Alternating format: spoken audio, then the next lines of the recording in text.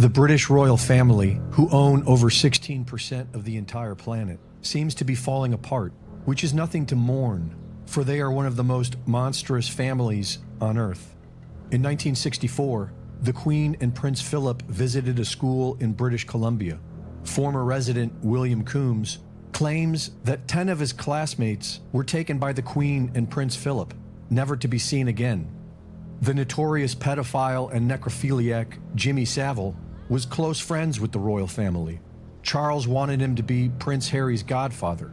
He was awarded the Most Excellent Order of the British Empire in 1971 and knighted by the Queen in 1990. Prince Andrew has been a regular at Jeffrey Epstein's pedophile island. King Charles was close friends with a bishop who was convicted of raping over a dozen boys. A former student of Aldenham School claims that students were routinely raped and tortured by members of the Worshipful Company of Brewers, which was frequented by Jimmy Savile, King Charles, and Lord Mountbatten, who has been accused of raping an 11-year-old boy. Jeanette Archer says she was abused by the royals as a young child and says that they are reptilians. According to Princess Diana's friend, Christine Fitzgerald, Diana's nickname for the Windsors was the Reptiles, and used to say that they are not human. While this may sound strange, most royal bloodlines in history were said to be the offspring of reptilians, often described as dragon or serpent people. In an interview with David Icke, Arizona Wilder told her story of being bred for the express purpose of conducting rituals for the royal family. I was bred for this role that I fulfill. I was being abused and traumatized, and on purpose, for the mind control that they need someone to go through to do whatever they say. She explained the importance of blood rituals. What it's all about is that the blood and the menstrual blood contains something that is important for the propagation of this race that is controlling things on this planet. She explained the infamous adrenochrome. For it to be secreted in the blood is they need terrorization of their victims. They are killed at that moment as they are staring into their eyes. She said when the royals and others smelled blood, they would shapeshift into reptilians. When the victims are starting to be sacrificed, it's the scent of the blood.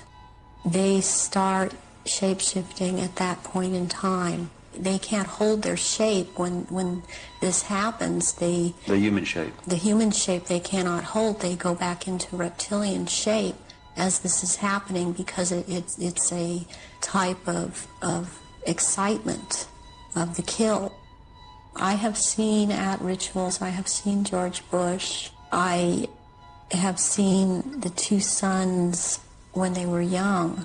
Are these the sons that have become governors? Yes, one is in Florida and one is in Texas. Madeleine Albright, I have seen Henry Kissinger, I've seen the Queen Mother there, and I have seen Princess Margaret there, I've seen Charles there, and they shapeshift.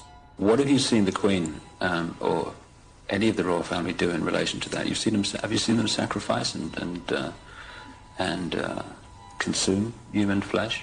I've seen all of them drink human blood and consume human flesh. There are certain times when there will have been someone doing a sacrifice and it's not happening fast enough for them. So they will step in and finish it themselves. These reptilians live hundreds of years, and so they have to have taken more than one human body to live in. David Icke predicted years ago that the royal family would be removed to make way for a one-world government. And Dr. Michael Salla, who has been researching exopolitics for 20 years, has a different theory which could explain the fading of the royal family. The ousting of the Saqqara reptilians in 2021 and how the deep state is panicking without their overlords. What about these reptilian extraterrestrials, and what do you know about this? What we have is a lot of evidence going back thousands of years that there are these reptilian species that have played a big role in controlling the Earth.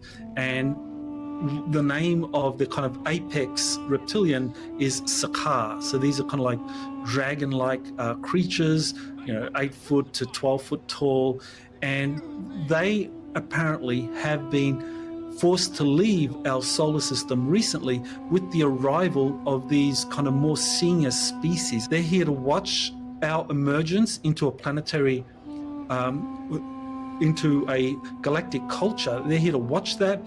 But once that has happened over a period of maybe a dozen years or so, they're going to leave, and then we're going to have to fend for ourselves. So it's almost like, where we're breaking out of the shell. But once we've broken out of the shell, like any little animal that's just broken out of a shell, the parent has protected you, but you're on your own now.